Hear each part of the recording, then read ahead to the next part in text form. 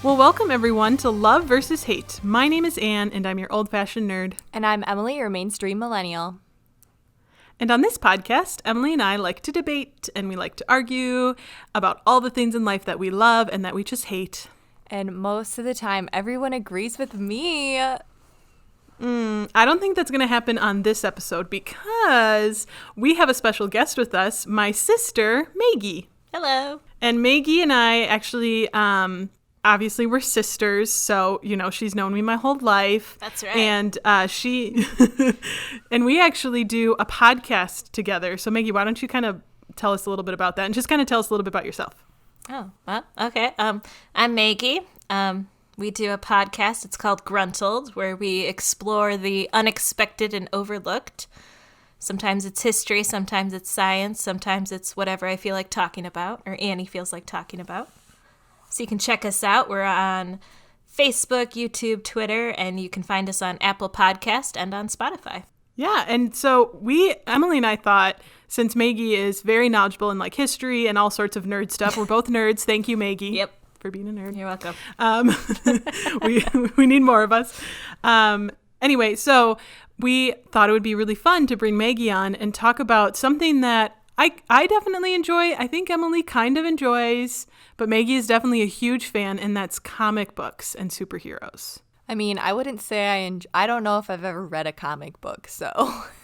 Really? Oh, man. I don't think I have.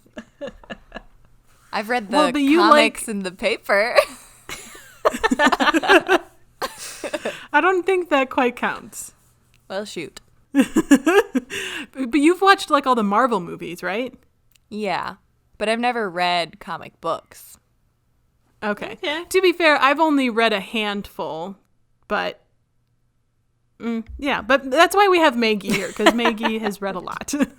It's funny because I feel like I'm a very much tip of the iceberg, because there's some people who are very intense with their comic books, but it's a very varying degrees of enthusiasm. Yeah, that's a fair point. I feel like there's people who have like been there from the beginning who are like probably a little bit older now that are, like they have all of their collections and like just these like mass libraries. Yeah. Yeah. I mean, that's true of everything. There's got to be one just mega nerd for like every nerd subject out there. True. But Maggie, you prepared a little game for us for this beginning. So I'll kind of turn it over to you, and you can just kind of like let us like quiz us or whatever you have prepared. Okay. Well, I was going to start with, is this a Marvel or a DC character? Ooh. Okay. So I tried to do it gradually harder. So we'll start with an easy one. Thor. Marvel. Thor? Marvel. Okay. I thought you said the number 4, and I'm like, 4? 4. I'm like, the Fantastic Four? Yeah, no, that's wrong. Okay. It's actually mythology, but no. You guys are right. You guys are right. Okay. You guys are right. All right. Dang. How about Martian Manhunter? I've DC. never heard of that. Yeah, so I would say DC. Okay. Martian Manhunter's super cool. He's from Mars. And he has pretty much the powers of Superman. He can fly, super strength, but he can also shapeshift, and he can phase through objects, so he can change his density. He is also telepathic, but his thing he's afraid of is fire, so he gets out of the fight really easily. Oh. Okay. I was going to say, like, well, if he has all these awesome additional powers, like why isn't he bigger than Superman? But then if he's There's a really cool part where Batman is talking to the Martian Manhunter, and he says, I spent billions of dollars on this little piece of kryptonite in case Superman ever goes evil. For you, I spent 5 cents on a matchbox. Oh my gosh. Batman's amazing. Yeah. All right, how about Daredevil? Marvel. All right, Annie can't answer. Okay, I'm sorry. I'll let Emily go first. Yeah, all right. Anne. Although this one, I don't know, Anne. You might not get this one. Booster Gold. Marvel. I don't know. I'll say DC just to be different, but I don't know. Oh, he's a DC character. He's from the future, and he travels back in time because he's not a big superhero in the future. There's lots of superheroes. So he travels back in time and tries to be a bigger name for himself. Huh. Okay, All right, and then the last one is Black Cat. I mean, there's Catwoman. But then there's the Black Panther. Is there other cat people in that one? There's lots of cat people, I was only actually. paying attention to Michael B. Jordan. I'm going to guess... Marvel. I mean, DC. Marvel. I'm going to guess Marvel. I bet it's Marvel, though. Yeah, it is Marvel. She often appears in Spider-Man. She's kind of one of Spider-Man's buddies. I was going to say, see, my thought... Because Catwoman, I know, is DC, so I'm like, okay, well, the equivalent would... So that's why I thought Marvel. The logic. That's good logic. So smart. All right, and then I have one more game for you guys. Okay. Is this a real villain's name or not? So did I just make this up, or is it real? All right, so the first one is Paste Pot Pete. Paste Pot Pete? Yep. I feel like it's fake. I think fake, too. Nope, that's a real Spider-Man villain. What? He would smear glue everywhere. That sounds like a Jim Carrey movie or something. Yeah. Spider-Man has some weird villains. Yeah, and I mean, I'm thinking of, like, his web. That might actually be kind of useful against Spider-Man. Yeah. All right, and then the next one is the Condiment King. I feel like that's real. that's fake as well. He is also real. He is a Batman villain. What? And he has kind of gun-like things that shoot ketchup, mustard, and mayo, and relish. Oh my gosh. Okay, is he only a villain? Does he only appear in the 60s Adam West Batman, or is he, like, in the actual comic books? He's in the comic books. His first appearance was in the animated series, Batman, Brave and the Bold. But, yeah, he fits right in. All right, and then we have the last one is Lady Stiltman. Well, if it's the last one, I think it's fake then. I want to say fake too, but some part of me thinks Maggie tricked us and made them all real, so I'll go real. Good job, Anne. They are all real. It's a Spider-Man villain. Spider-Man and Batman have kind of the best rogues galleries, the best villains. But there was the Stiltman, and then I guess he got a girlfriend. So poor Spider-Man. But yeah, her thing is she just has this kind of metal suit that gets really tall.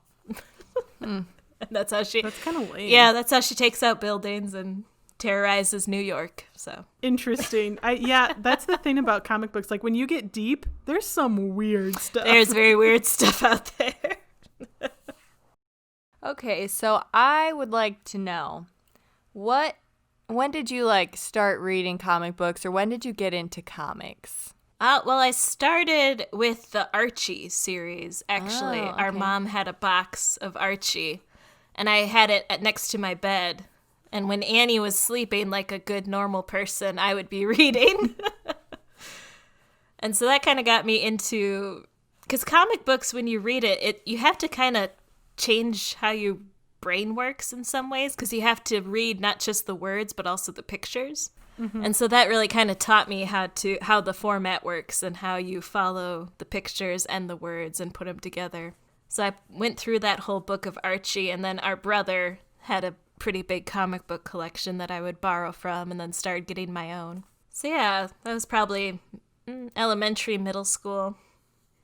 And then in high school, I started getting into more of the hardcore DC Marvel stuff. Okay, so do you prefer DC or Marvel? That's tricky, because I'm kind of a both person, and I hope that's okay. Oh, I don't know. Lame. It's not. Nope, lame. Because for me, the thing is, the superhero stories that we tell today are modern mythology. And so for me, DC is the story of the gods, and Marvel is the heroes, if that makes sense. Kinda, yeah. Yeah, because to me, DC is the very overpowered, very noble, righteous, truth, justice, the American way characters. But Marvel's the human characters that struggle, that Spider-Man never has enough money, and he has to choose between, do I save Aunt May or do I save the world? And so I feel, I don't know. Yeah, that's a good perspective I never thought about. Yeah. And so I feel like both have kind of their pros and cons to that, and they both satisfy me, so I like them both. But if I had to pick a world to live in, I feel like DC, they deal with a lot of big galactic universal issues that would be a bit overwhelming. So I think I'd be on the streets in Marvel. Okay, but also, if they're big galactic problems, wouldn't they not really bother you in the DC universe? Well, if I was the superhero, I'm assuming I'm a superhero in this when I'm in these universes. Okay, got it. Okay, I was in the you're just an average Joe. That makes more sense. Oh yeah, if I'm just an average person, definitely in DC. People are mean in Marvel universe. I mean, they're constantly, bashing the mutants and get out of here, mutants. We don't like you. But in DC, I mean, they're building museums to the superheroes. So, yeah, if I was a regular person, I'd be in DC. Okay, got it. Yeah, that makes sense. So, what do you really like? Because you started obviously with comic books first, and then there's also the movies. Kind of give me your overall feel. Do you like the movies? Are the comic books better? What's your opinion there? I don't know. It's hard because it's two very different mediums that we're using. Because in some ways, a comic book is a very unique experience. The way that the writer and the artist have to come together can make for a very different type of storytelling. And there's certain things you can do in a comic book that you can't do anywhere else. So it's kind of hard to compare them. But I am very grateful for the cinematic universe because it definitely has elevated the popularity of comics and has made it very mainstream. That's what I was going to say. I feel like the Marvel universe and the cinematic universe in general, like DC as well, bridged the nerds and mainstream millennials. Yeah. I would say so. Yeah, because someone like Emily has been watching the movies and knows some of these characters we're talking about. That's pretty, even 10 years ago, that's kind of crazy to think. Yeah. Yeah. Because before 2008, if you would ask someone on the street who's Iron Man, what's Iron Man's alter ego, I don't think you could find anybody that could tell you Tony Stark. Ooh. Sorry. I knew that, wanted to see if he's my could do it. favorite. I know, yeah. Oh, and that's now right. It's after those movies have come out, so now everybody knows about him, and he's a huge hit. Where Iron Man was really a B character on the list of Marvel heroes. Really? Which is so weird to think. Interesting. Yeah. Who's the most well-known Marvel character in your eyes? Spider-Man, for sure. Oh. But I always thought Spider-Man was DC until I saw the Avenger movies. Oh no. Is my millennial Spider-Man showing? is tricky in the yeah, just a little bit. Well, Spider-Man is tricky because in the cinematic universe, he belonged to Sony for a long time, but then eventually Marvel was like, we want rights to him, and then there's a big so that's what makes him confusing. I could understand if you're not familiar with the character why you might think that, Emily, because his overall battle rights is kind of interesting, and it took Marvel a long time to get his rights. Yeah, because there's so many different movies featuring different actors playing Spider-Man. Mm-hmm. The only Spider-Man that I ever knew is Tom Holland. I don't think I've seen any of the other Spider-Man. You're missing out. Well, Tom Holland might be the best one. I'm going to say it. He is the I'm gonna best, say it, but yeah. I like Tobey Maguire. The Well, the second first one is two. really good. The first two are good. The third one, ooh. Yeah, the third one, No. yeah. We just don't talk about that. Is the third one Andrew Garfield? Oh, yeah. He's okay. Good job, Emily. I'm so proud of you for knowing that. Claps. Yeah, he's one that I knew of. That's the first Spider-Man that I knew of, and then I just never watched it because I was like, ew. Superheroes, disgusting. Emily, I am kind of curious, how did you, was it Alex, your husband, or how did you end up watching the Marvel movies? How did you get into the Marvel movies? Yeah, it was Alex. I don't remember, how he got me to watch it. It must have been, a deal where, okay, I'm going to watch your movie if you watch this one. And I think the first Marvel movie I watched was one of the Avenger movies. And then I watched Iron Man, and then we literally watched like almost all of them like one after the other. So now I can't tell the difference between any of the movies. Just one big blur storyline. But I have never seen Doctor Strange still. But that has, you would like it as Benedict Cumberbatch. He's one of my favorite actors. Yeah, but isn't there like weird people with no hair Oh in my them? gosh. Wow. Wow, it's a little judgy. No. It's definitely judgy. Okay. That's what this podcast is all about. Just judging It's people. actually true. I mean, the whole point is, because we're nerds and millennials. So, yeah, it's true. But I want to know, okay, so what is it, like, maybe we can all answer this question. Like, what is it about comic books and superheroes that, and Maggie, you can start. Like, what do you love? Like, why do you love it? Well, for me, stories are very important. They're kind of how I understand myself and other people around me. Because the world, to me, is very daunting and crazy. But when I can identify a story and apply that to my own life, that's really important and how I can process the world. And so I enjoy that there's the fantasy and science fiction element to the comic books. And yeah, Superman is taking on some alien invasion, but at the same time, there's these characteristics and parts of the story that I can personally identify with and that I can carry into my own life. I can put on my Batman socks and be, I'm going to be brave and smart like Batman today. So that's why I like them. Wow, that was really good. That was really good. That's a good reason to like something, that it helps inspire you to be better and be brave. And I just like them because, I mean, I can resonate with that. But I know for me, I think there's just this idea that like these characters can be so bold and courageous and they want to save the world.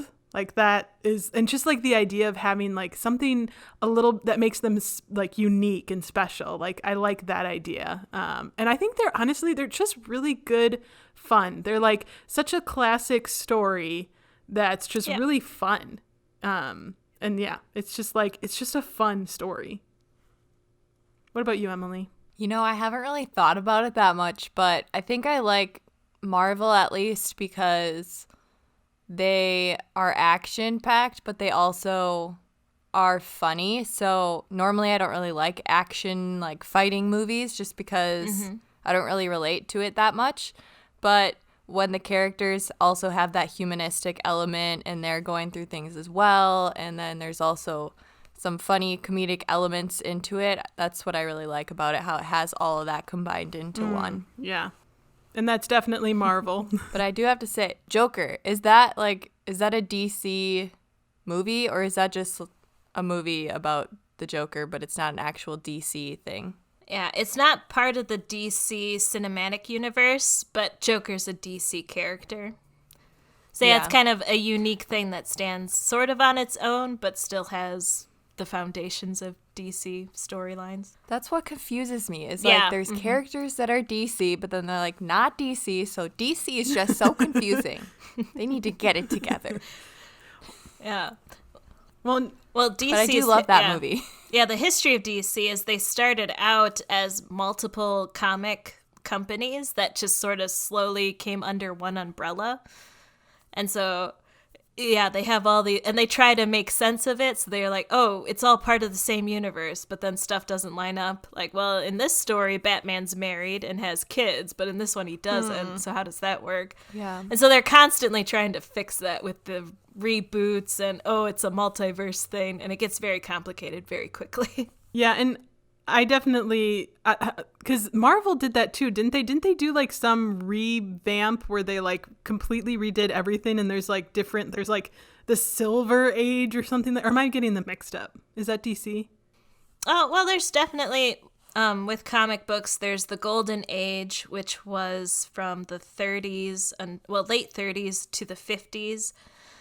And then there's the Silver Age where let's take those beloved characters and redo their stories because people aren't reading them because they're overwhelmed by how complicated the stories are, so we'll just reset.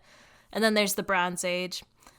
But Marvel has done multiple, like there's Ultimate Universe, so you can get Ultimate Spider-Man, where it's completely different storyline, but it's still Spider-Man. Because the problem with comic books is the big name is what sells. People want to buy a Batman comic. They want to buy the Spider-Man comic. But the stories get so, it's so much. It's impossible to keep track of it all. So they're constantly trying to get new readers. So they're like, oh, there's going to be Scarlet Witch uses her magic and resets the universe. That kind of stuff's always happening. Okay. And then they're like, oh, but people don't like this new stuff, so let's go back to the old stuff that people want. And yeah, it gets very messy. And I do think that's one thing that's unique to comic book characters. I mean, I guess Sherlock Holmes maybe could fall under this category as well a little bit, but like there's not a lot of other genres that have these characters that can live so many multiple lives. Like even if you think of like Batman alone and Spider-Man too, certainly, but like, they've got the animated shows, they've got the live actions, they've got movies, they've got multiple different, and like there's dark Batman, there's literally crazy happy Batman and like the Adam West movies and stuff and show, and like there's just so much variety of the character. Like I feel like that really only happens with comic book superheroes. Yeah. What about Scooby-Doo? Scooby-Doo? That's actually a decent example. Does he ever get like dark though? Is there a dark Scooby-Doo? I don't know. When you brought that up, I was like, well, that doesn't apply, I don't think. But your other points, I feel like yeah, it that's works. fair. That's a good example, Emily. Yeah, Scooby-Doo. Because there's the live actions and there's like different, there's a whole bunch of variety with the character. I can see that. Yeah. Thank you. They made him a puppy now. There's like Oh, the puppy yeah. one where it's like their origin. That's fair. Yeah, is that what we need? The dark Scooby-Doo where they're all grown up and And it's 2020 and there's a pandemic. yeah. That would be fun. I would pay to see that movie. But yeah, it's interesting with comic books of you have to keep on to hold on to these characters, so you can't kill them off, because if you kill off Batman, people are like, well, we're done. We're not going to buy these. So they keep having to kill him off, but then they got to bring him back because the people want their heroes that they grew up with, that they identify with. And even new heroes is pretty hard to do. I mean, maybe Wolverine in the 80s was a breakout character, and Deadpool and Harley Quinn were both from the 90s. Oh, really? But I didn't realize they were that new. yeah, Harley Quinn actually started with the animated Batman series and then kind of exploded as a very hit character and became part of the comic books. But she's one of the few who's been able to do that. Huh. I mean, they try it with others to introduce, oh, here's this new Jubilee character. And people are like, we don't care. We want the beloved familiar names. Huh. Interesting. Yeah, I didn't really realize Yeah, it's a hard that. industry to get into. Yeah. I definitely find the history of like superheroes and like comic books just kind of interesting because if you think about those sort of things, you've got these iconic characters like Batman, Superman, Spider-Man for sure, like that have such variety of levels in terms of dynamic of the character, and you also can't really break into the industry with anyone new. I mean, it's interesting because just to be a little more nerdy, we're going to go a little deep. I think of like My Hero Academia, like the anime, like it's very superhero themed. Like the whole idea is that all of these characters have these powers, and like something like that is massively popular. And it's all this idea of these, like, every person has kind of their own unique power and they're very unique and different. So the whole idea of, like a character having a superpower is extremely popular, especially like today. But Maggie, I really want to know who you have to pick just one. I know what you're going to say, but you have to pick one. Who is your favorite superhero? Okay. Well, I'll go with my first because our grandpa had taped the movie and we'd watch it every time we went to visit. But Batman. Yeah. Batman, one thing I like is that he doesn't have the superpowers, even though he's part of the gods, like I was saying before. but he uses his intelligence and his experience and insight, and he's always 5 steps ahead of everybody. So I just have this very big comforting, oh, Batman's here. Everything's going to be okay. He's got this. I mean, even when he is down and bloody on the floor, I'm like, it's fine. He's 5 steps ahead. I don't he expected this. Yeah. Yeah, exactly. He knows exactly what's happening. I don't care how big the universe is going to explode and all of reality is at stakes, but Batman's here, so who cares? It's going to be fine. And I really like that comforting feeling.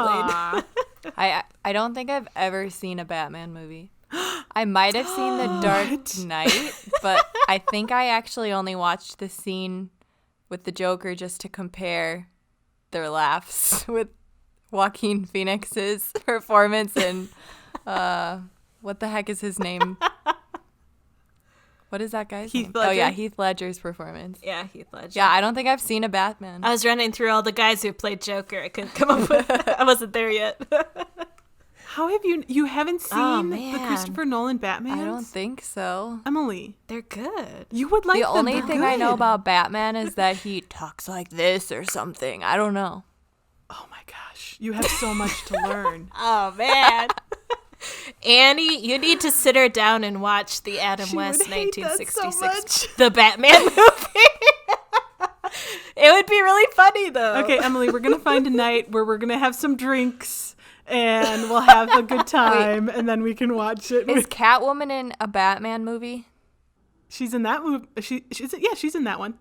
Okay. Yeah. I might She have shows seen... up a lot. Wait, is Halle Berry She's in also that in one? the Dark Knight Rises. Is Halle Berry Oh. Catwoman? Oh, Halle Berry has her own Catwoman movie that Batman doesn't Oh. show up in. I feel like I've seen that. And it's not very Oh, good. of course, so she's seen the one that's not very good. Typical. Maybe that's why I don't like DC. You've only seen the I have best. a bad Yeah. taste in my mouth. I know. DC's tricky because there's really terrible, bad DC stuff out there, but then there's really amazing good stuff. So you got to Yeah. find the good stuff and Okay, ignore so the bad. for anyone who is a millennial who does not know anything about DC, what are like your top movies that you recommend? Ooh, top recommend. Well, the Dark Knight trilogy is pretty good. But if you really want to know Batman, I'd recommend watching Batman the Animated Series and Batman Brave and the Bold. Because Okay. to me, a lot of people have their separate Batmen. There's the dark street Batman, and then there's the campy Adam West Batman, and then there's like the god Batman who can do no wrong and fights aliens and monsters all the time. But to me, they're all the same person, and it's just different parts of his life. Oh man, what a trippy life. Because he starts out dark and really goes into bad mental places. And he's like, oh man, that was bad. I got to get a kid next to me to help me stay grounded in reality. And then the Scarecrow starts using drugs on him and Joker. And so then things get really trippy and crazy. And that's boy. the 60s Batman. And then after that, he kind of sobers up and he's like, oh man. So it's all part of the same guy. It's all the different sides of the same coin. Well, I'll have to give those a try and see what I think. I think you would really like the Dark Knight series because you liked Joker, right? Yes. Yeah, then you will Okay. like the Dark Knight series Yeah, I think so. because they're very serious. They've got like they're done by Christopher Nolan did them, who's just a phenomenal director in general and movie maker. And they're just got this much more serious tone. And actually, Maggie, that's something I wanted to ask you. Like, was that kind of the first time Batman was taken to like that kind of darker, serious tone, or had that happened before? It had happened in the comic books, but that was kind of the first big popular culture media, because it's a movie, so a lot more people saw it. So yeah, it was kind of the first for cinematic Batman. I'd Yeah, say, okay. Yeah. No, I think you would definitely like them for sure, Emily. I mean, there's a lot, I think a lot of the millennials listening have probably seen it and all would probably tell you that they love them. It's one of those things that can bridge nerds and millennials. Okay, so we know that your favorite superhero is Batman, but hard question. You can only pick one Batman. Who is it? Just one of the many versions. Is it the animated? Is it the Christopher Nolan? Just one of them. Who is it? Oh, dang. I don't like Gotta this. put you on the spot. Well, whenever Batman talks to me in my head or I read a Batman comic, the voice I hear is definitely Kevin Conroy, who is the Batman series. He also was in Justice League Unlimited. Yeah, he's the voice I hear. So he's probably my favorite. And he has the best Batman versus Bruce Wayne voice because he doesn't do the deep growl. Oh, I'm Batman. But he there's definitely a change because he's like, "Hi, I'm Bruce Wayne. I'm down here being Batman." But it's so much better than that. I can't do it, but okay. Well, so I'll go listeners, Kevin Conroy. You'll just have to go listen to Kevin Conroy's Batman and decide if you think he's the best. I don't know what I would say, but I haven't watched enough of Kevin Conroy to say. Me either. Yeah, well, Emily knows nothing.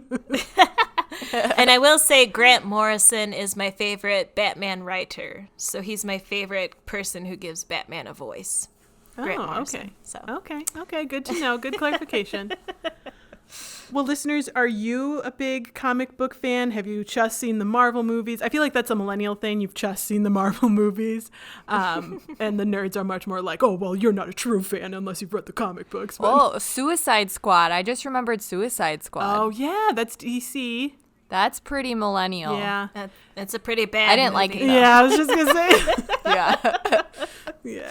I liked the soundtrack, but I didn't like the That's movie. the thing. It was one of those things that literally had every single ingredient. It was ready to come out as a perfect pie, and it just completely crumbled apart. I don't know what happened. Yeah, what happened? How What a do you flop. mess up Suicide Squad? I don't know. I don't know, but they did. Like, they had wonderful music. I thought the graphics and, like, the overall, like, design and look of it looked amazing, and the characters, they had phenomenal actors. Like, they had everything. And it just didn't, I don't know. It was so bad. It just turned out bad. It's just one of those things. But Yeah. But Maggie, thank you so much for coming on and joining us and giving us your Yeah. perspective on comic books. It was kind of one of those things that I feel like is a big nerd thing that we hadn't quite covered yet, and we definitely needed to talk about. So thank you. Oh, thanks for having me. Yeah. No problem. I'm okay Yeah. being called the big nerd. Yes, that's why I Gotta look up to you. represent. Aw. So, Maggie, we always end our episodes with life lessons. So, what would be your life lesson from this episode? I think my life lesson might be don't knock it till you try it. I mean, there's some good, there's some bad out there, so make sure you get a wide sample before you make a decision.